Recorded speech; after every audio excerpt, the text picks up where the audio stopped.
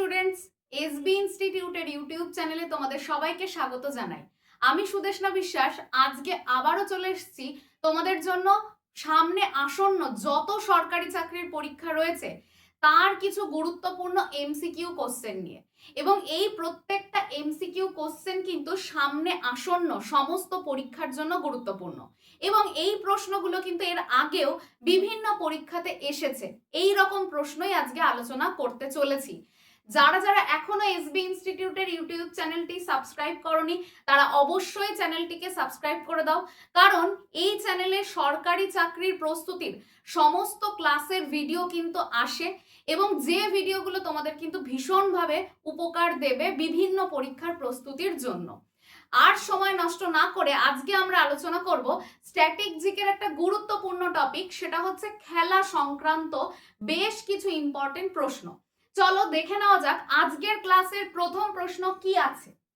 একদম প্রথমে দেখো বলছে আধুনিক অলিম্পিক গেমসের জনক কাকে বলা হয়? Option A Thomas Bach, option B James Connolly, C Juan Antonio, আর D Baron Pierre de Coubertin. তাহলে এখানে সঠিক উত্তর হয়ে যাচ্ছে আধুনিক অলিম্পিক গেমসের জনক বলা হচ্ছে কিন্তু ব্যারেন পিয়েরে ডি কুবার্টিনকে। তাহলে সঠিক উত্তর এই প্রশ্নের কিন্তু অপশন ডি হয়ে যাচ্ছে। পরের কোশ্চেনটি দেখো কি বলছে, বলছে খেলা ডুরান্ট কাপ কোন খেলার সাথে যুক্ত? অপশন এ তে রয়েছে cricket, B football, C hockey, D tennis.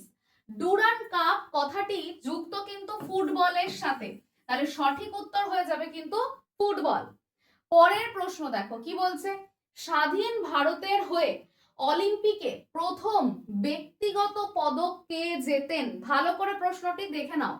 Option A তে আছে Milkha Singh, B Leander Paes, C Karnam Malleswari, D K D যাদব। তাহলে এখানে বলা হচ্ছে যে ব্যক্তিগত পদক কে জেতেন প্রথম অলিম্পিকে স্বাধীন ভারতের হয়ে। অপশন ডি হয়ে যাবে সঠিক উত্তর, এটা হচ্ছে কে ডি যাদব, এটা অবশ্যই মনে রাখবে। পরের প্রশ্ন দেখো বলছে আন্তর্জাতিক ক্রিকেটে 100টি সেঞ্চুরি করা একমাত্র খেলোয়াড় কে? অপশন এ তে রয়েছে Virat Kohli, B Ricky Ponting, C Sachin Tendulkar, D Brian Lara. এটার সঠিক উত্তর কিন্তু তোমরা সবাই দিতে পারবে, এটা হয়ে যাবে অপশন সি সচিন তেন্ডুলকার, যিনি 100টি সেঞ্চুরি করা একমাত্র আন্তর্জাতিক ক্রিকেটের খেলোয়াড়। পরের প্রশ্ন আগরওয়াল কাপ কোন খেলার সাথে যুক্ত? আগরওয়াল কাপ কোন খেলার সাথে যুক্ত? অপশন এ তে আছে table tennis, B badminton, C দাবা, ডি লন টেনিস। এটা সঠিক উত্তর হয়ে যাবে অপশন বি ব্যাডমিন্টনের সাথে আগরওয়াল কাপ কথাটি কিন্তু যুক্ত।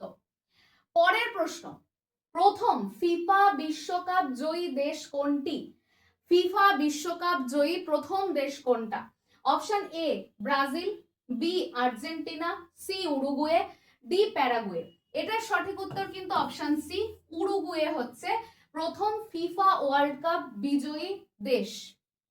পরের প্রশ্ন 2030 সালের কমনওয়েলথ গেমস কোথায় অনুষ্ঠিত হবে? Option A Canada, B Brazil, C Australia, D Bharat. তাহলে 2030 এর কমনওয়েলথ গেম অনুষ্ঠিত হতে চলেছে কিন্তু ভারতে, তাহলে এটা ভালো করে মনে রাখবে।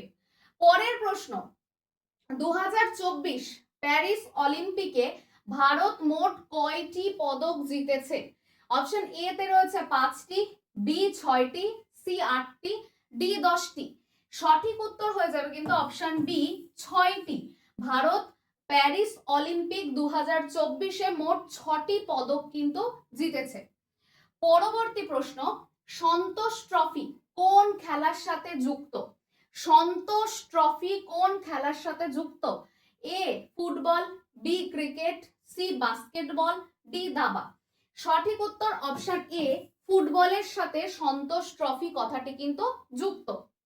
পরবর্তী প্রশ্ন প্রথম টি20 বিশ্বকাপ জয়ী দেশ কোনটি?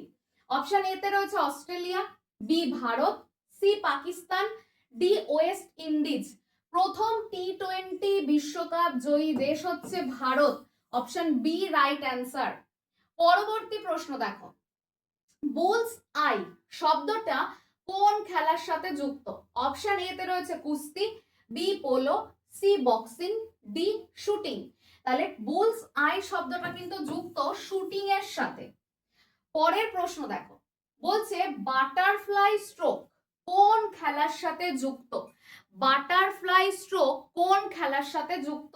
এ তে কবাডি, বি সাঁতার, সি কুস্তি, ডি বক্সিং।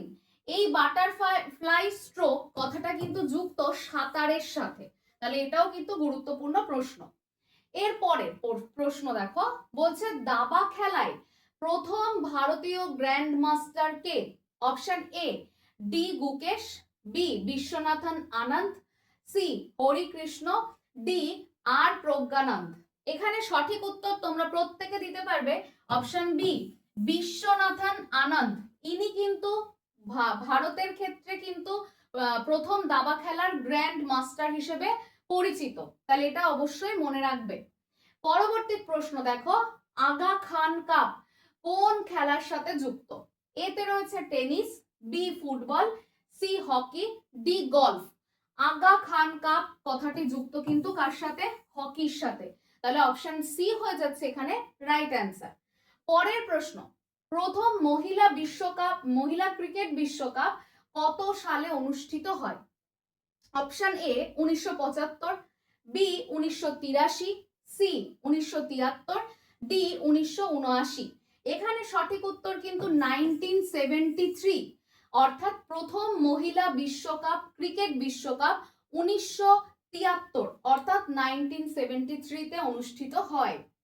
পরের প্রশ্ন, কোন ফুটবলার সবথেকে বেশিবার ফিফা বিশ্বকাপ জিতেছেন? খুব গুরুত্বপূর্ণ একটা প্রশ্ন।